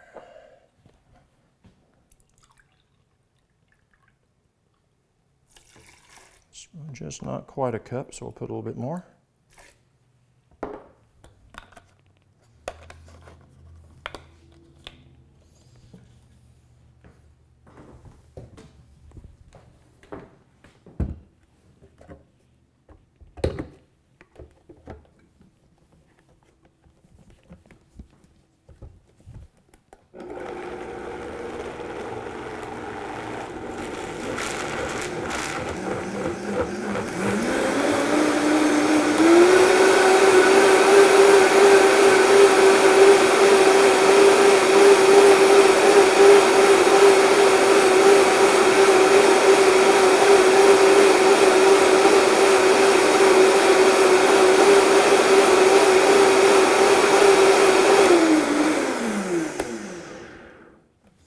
And you want to blend it till it's very smooth, and you're going to drink 1 to 2 cups a day if you're needing some extra calcium.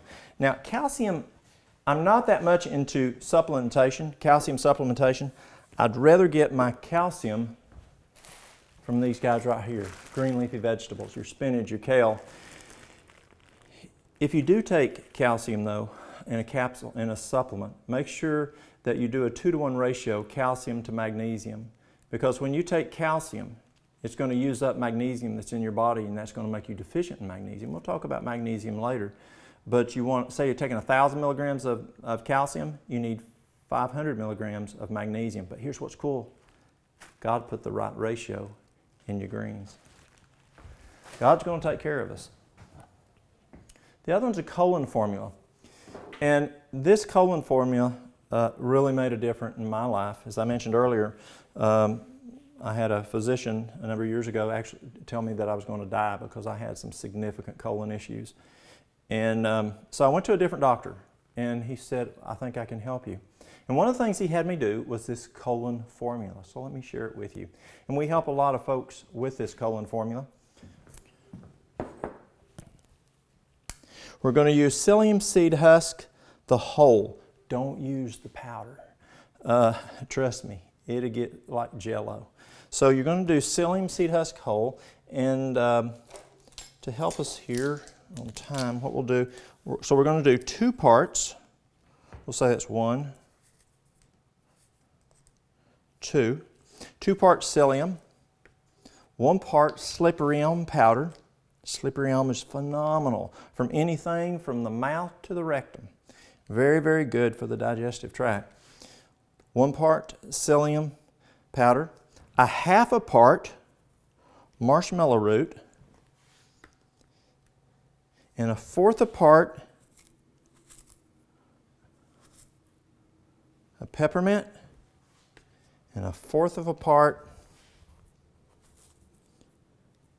a spearmint. It's that. That's it. So mix it well.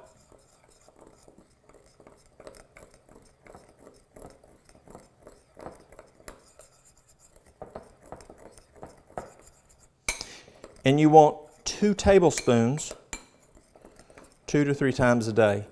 I used it in water. Some people will use apple juice. I don't prefer the apple juice if they have ulcerative colitis or any type of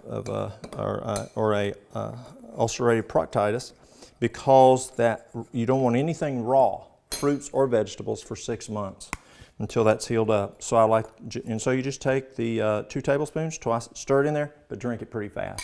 But the slippery elm, the marshmallow root, the peppermint, the spearmint are really, really good to help heal the tissue of those ulcers, or even IBS. We use it a lot for IBS.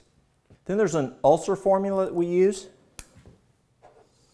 In the ulcer formula, very similar. We're going to put 1 part slippery elm,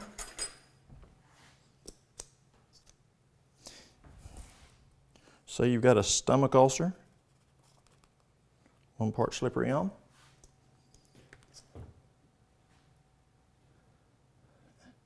a 1/2 part licorice root.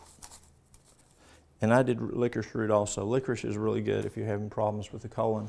And then 1 part marshmallow root. And then you're going to want 1 part comfrey. And this is comfrey root. And then 1 part golden seal. Golden seal is a favorite of mine. But be cautious on golden seal. Golden seal is very powerful. And you want to use golden seal for about 2 weeks, and then you want to stop it for about at least a week, if not 2 weeks, and alternate with something else. But also don't take it long term. Long-term golden seal utilization can cause depression, and so you want to be careful. And so what you do is just stir it up, and you can just take it, and take a tablespoon twice a day of it. It'll be fine. Would you like a bonus? I'll tell you how to get rid of strep throat in less than 24 hours normally. What you do is you take a teaspoon of golden seal. You put it in a cup of water, make a tea. And what you're going to do is you're going to, every 2 hours, take enough to gargle for 2 minutes and then swallow it.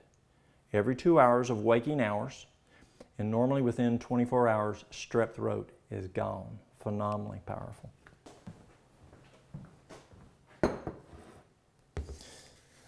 This will clean your colon out. We're going to make a colon detox. You're going to take 2 parts charcoal,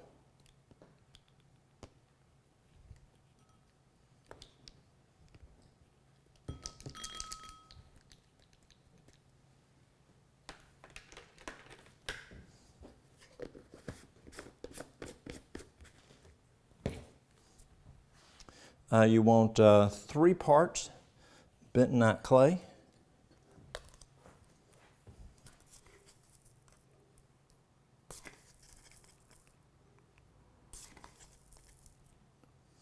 you want 7 parts psyllium powder,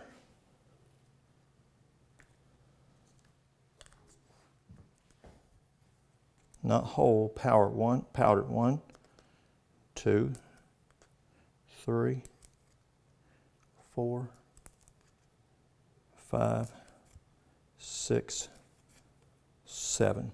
If it's too much, if it gets too sticky like Jello, go to the whole, at least to get it down. It'll still work okay, but the powder seems to work a little bit better. And then we're going to use 1 part fennel.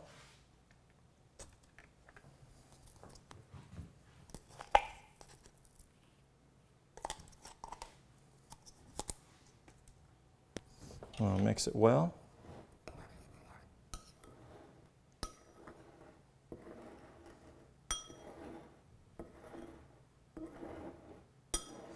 Now, if you have diverticulitis or diverticulosis, you don't want to use this.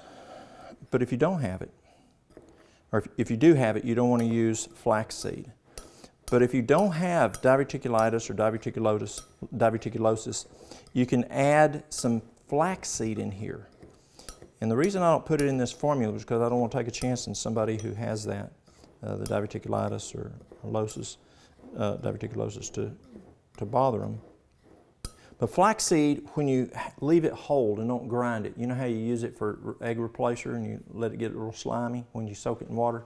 That slimy stuff is really good to heal your colon walls. And so it's also a good mucilage to help take stuff out. And so you add it up, and you can take like a tablespoon or 2 tablespoons several times a day, either in water or in apple juice. The next item that I use a lot, and when I first started using it, the physician I was working with, he would have every single patient that came in to see us use this. And it's a colon, actually a liver gallbladder cleanse, but you're also going to colon cleanse also. And we did every single patient. It didn't matter if they were coming in with cancer, heart disease, diabetes, whatever it was. We did this on every single patient. And so I would draw labs on them to make sure their electrolytes weren't going off. And I did it for 3 months on every single patient, drew those labs every other day during this process, and not once did we have any negative outcomes out of that. It's very important that when we change and make lifestyle changes that we do a cleanse, a detox. Juicing is a great way to detox. Just eating fruits and vegetables somewhat detoxes us, but not as much as a vegetable juicing does for 3-7 days, something like that. But to really get the gallbladder and the liver, do a good detox there, you want to do this process I'm getting ready to share with you. I had a man come into me one time, and he'd just come back from over in Europe, and he was speaking in Europe, and when he got to Heathrow in London, at the airport there, he had a significant gallbladder attack, and they rushed him to the hospital, and they said, "Sir, you're going to have your gallbladder out." And they stabilized him, and for some reason they shipped him back to America to have that done. And he went to the big medical center near us, and they said, "Sir, your gallbladder is totally full of gallstones. You're going to immediately have to get it out." And he says, "I want a second opinion." So he came up to me and he said, "Walt," he said, "can you help me? Can we get rid of these gallstones? I don't want to lose my gallbladder." I said, "I think we can." So we did this, what I'm getting ready to share with you, and he went back to this major medical center, not one gallstone left in his gallbladder, and he kept his gallbladder. So it works very well. And so it's great for cleaning the gallbladder if you have gallbladder issues there, not working well, or gallstones. Person says they have fatty liver, they have problems with liver, they've taken drugs, medications, or whatever for many years, and they want to clean all that out. It works well. My wife did this, and this terrible, nasty stuff came out. And we had two physicians there, and they came in and we looked at it, and they'd never seen this before. And what they figured it was is when she was 15 years old, she had acute myelocytic leukemia, and they treated her for a year and a half with chemotherapy. A year and a half with chemotherapy. And God healed her, but they figured it was the residual from that chemotherapy that the liver got rid of during this cleanse that I'm getting ready to share with y'all. And it's very effective. So what you do is if the person has a gallbladder, if they have a gallbladder. If they don't have to do this part. But for 3 days, you want to drink a quart of apple juice. You know the apple juice, the dark in color apple juice, not that stuff you can see through at the grocery store, but something like you buy in October, that stuff. And you want to drink a quart of that throughout each day for 3 days. And what it does is the pectin in the apples soften the gallstones. And it's like an insurance policy. If they do have gallstones, and we don't want them to get stuck in the bile duct as we're doing this cleanse, that pectin in the apple juice will soften them so it's not as rigid and it can go through. Then what you do is day 1, 2, 3, you'll do the apple juice. And then that night, what you'll do is about 5 o'clock in the evening is you're going to take and you're going to get 3 ounces of fresh, it needs to be fresh, lemon juice. So we can use this here. This is better. All right.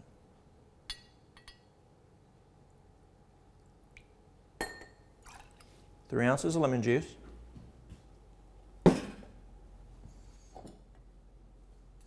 3 ounces of olive oil. Now for y'all that are in, let's say that you live down in Venezuela, or you live down in Brazil, or in some country that doesn't have olive oil, then what you can do is you can use 2 ounces of coconut oil. 2 ounces of coconut oil instead of the olive oil, because I know in some places, even down in Jamaica, they sometimes have problems getting the olive oil. So you can use the coconut oil instead.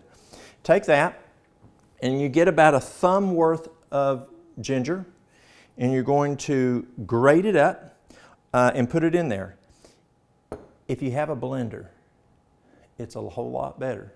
You're going to just drop this in there, blend it up real good, but if you don't have a blender, you just grate this up really good, or get ginger powder, a tablespoon of ginger powder, and put it in there, stir it up, and you're going to drink that. But before you drink that, you're going to take 30 drops of lobelia, because the lobelia is going to dilate your bile duct. Now that's if you have a gallbladder. If you don't have a gallbladder, you don't have to worry about this part, just like you don't have to worry about doing the apple juice. But you're going to take 30 drops of this, then you're going to drink this here. And again, if you have a gallbladder, you'll lay down on your right side with a heating pad or a hot water bottle underneath your gallbladder, right here, for 1 hour. Get up, do whatever you need to do, and go on to bed. Now, I say around 5 o'clock, 6 o'clock at the latest. We used to do it, when we first started doing it, we'd do it about 9 o'clock at night. Patients would go to bed right after, or we'd do it at 8:45 and they'd go on to bed. And they'd lay down and spend their hour that way while they're gone on the bed. But if a person eats a healthy diet, now most of the people I work with down in northeast Tennessee, they eat a lot of oil. They fry everything, from their okra to their potatoes to their tomatoes. We fry everything down there. And so when they drink this, this oil does not bother them at all. But if you don't have a high oil intake diet, it may make you a little nauseous about 2 or 3 hours later. And I don't want to wake you up around midnight. So what you do is take it around 5 o'clock. And then if you do get a little nauseous, take a little peppermint tea, and that'll settle you right down. Now what that's going to do tonight is it's going to back flush your liver and your gallbladder. Now you're not done, because it's going to put it into the colon. The next morning, you want to take a half a gallon of warm water, body temperature. And then you're going to take 5 teaspoons.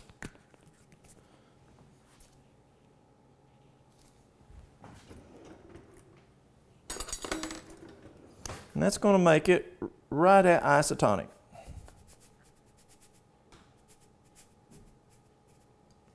5 teaspoons of sea salt.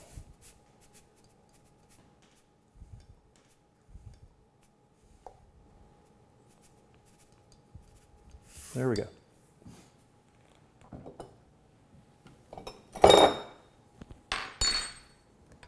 Stir it up good. This is the first thing the next morning. You're also going to put the juice of 2 lemons in there. Hang on a sec.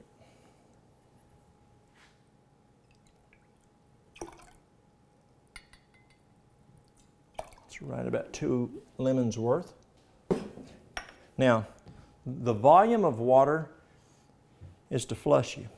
You want to flush that out of your colon. Have you ever flushed a toilet with a bucket of water? Well, you take a big bucket of water and flush that toilet. You don't take a teaspoon or a tablespoon and put in there and try to flush that toilet. It takes volume of water to flush that toilet. Well, to flush that colon, it's going to take about a half a gallon of water, drinking it in 30 minutes. Don't go over, or it's not going to work. 30 minutes. And I tell folks, just pour it into a mason jar, fill up 2 mason jars. In 15 minutes, you got to have one finished. In the other 15 minutes, you got to have the other one finished. And don't try to just guzzle it down. It might come up the other way if you drink it too fast. So just drink it 1 quart, 15 minutes, the other quart, 15 minutes. The volume of water is going to flush the colon. The salt is going to stimulate the colon to move. The warm water is going to stimulate the colon to move. The lemon, that's just for taste. Now, you're not finished. That bathroom is yours for 2.5 hours. And stay there. Don't think you can even go to the kitchen to do something, because you may not make it back. But it's going to flush your colon. So you're actually getting a liver cleanse, a gallbladder cleanse, and a colon cleanse all at once. And you're going to do this for 5 nights. The lemon, the olive oil, the ginger. Next morning, the salt water. The next night, same thing. So you're gonna back flush, cleanse. Back flush, cleanse the colon. Back flush, cleanse the colon for 5 nights. It's extremely effective and great to help that liver, help that gallbladder, and you know you got. Sometimes people will come into me and they'll say, "Walt, I don't want to take the go lightly to have a colonoscopy. What can I do?" Well, I just have them do this. They'll do this one morning. They'll do, if they want to, I tell them to do it for 2 mornings. Make sure you're good and clean. But normally just the night or in the morning before they go to get that colonoscopy, the gastroenterologist has no idea. It's just slick as a whistle down through there, and it will clean you right out. An eye wash. There's times people get things in their eyes, and if you've cut your eye, if you've got something in your eye and it's scratched it, the best thing is vitamin E oil. Works very, very well. But let's say you want to flush that. Then what you can do is you can make a tea, and that tea is going to have, it's going to be 1 part eye bright,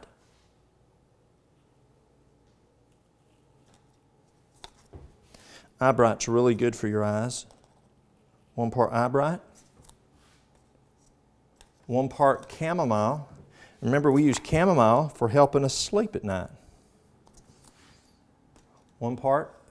half a part fennel. Let's do, we can do the whole, that's fine. We can either do whole or we can do powder. Half a part fennel, 1 part bilberry,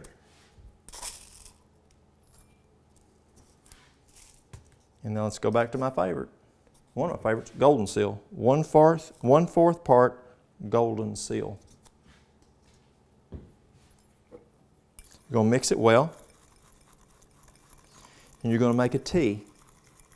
Now notice here, I've got some parts in here that you don't want to stick in your eyes.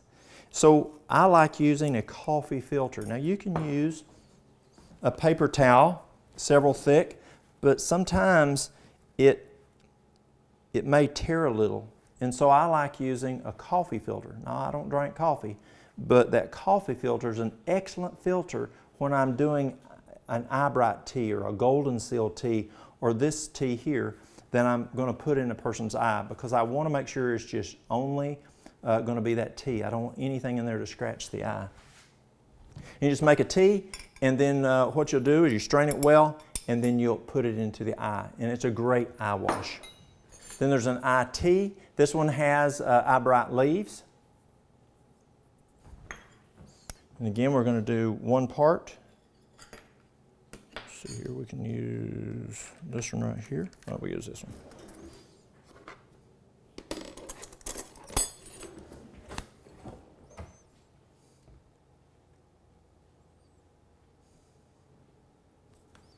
I'm going to do 1 part eyebright.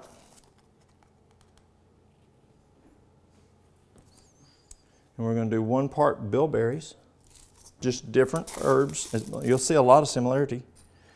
And then you're going to mix it up. 1 teaspoon per cup of water. Make a tea, strain it, and again, strain it very well before you put it into your eyes. Eye strengthening formula, we're going to use ginkgo biloba.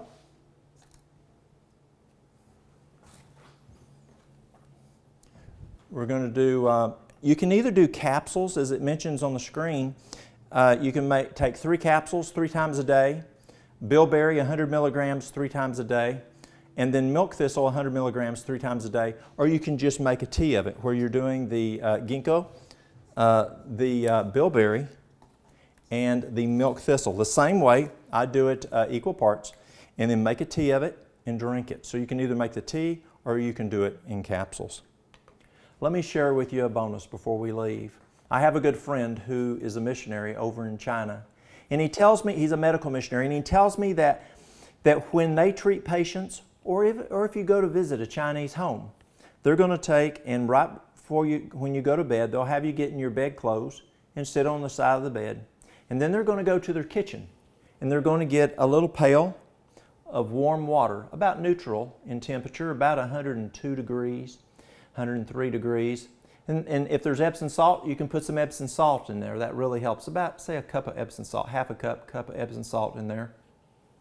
And then they're going to bring it to your room, and they're going to have you put your feet in it. They'll set it there. You know how the Chinese are. They'll sit there and set it down, and they'll put your, they don't tell you put your feet in there. They'll take your feet and set your feet down in there very politely.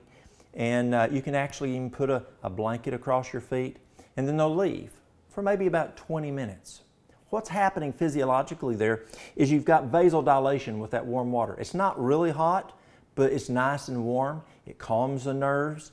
And as it dilates the vessels, the congestion that's in the head and the rest of the body, that blood is going to come and go towards that lower area. Just like we do when we do a, let's say if a person has a migraine headache, we're going to put their feet in hot water, and then we're going to put an ice pack to the back of the neck, an ice pack to the forehead, and it's going to force that blood out of the brain down to the feet. Well, they're just not wanting to excite you that much, and so they're not putting the ice here and here, so they're just putting that warm water in, with your feet in it, and that's calming your nerves, and also it's pulling the blood away from congested areas. If you use magnesium, or the Epsom salt, which is magnesium, magnesium helps to calm nerves also.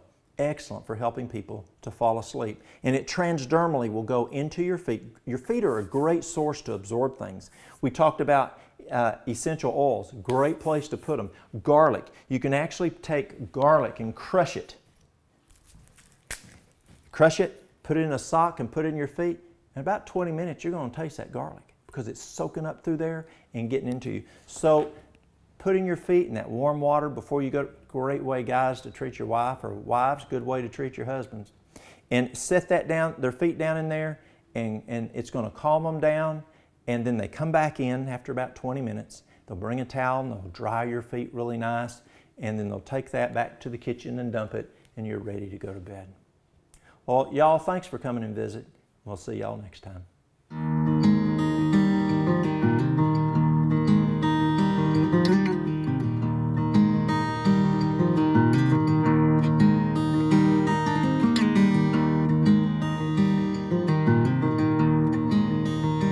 Thank you.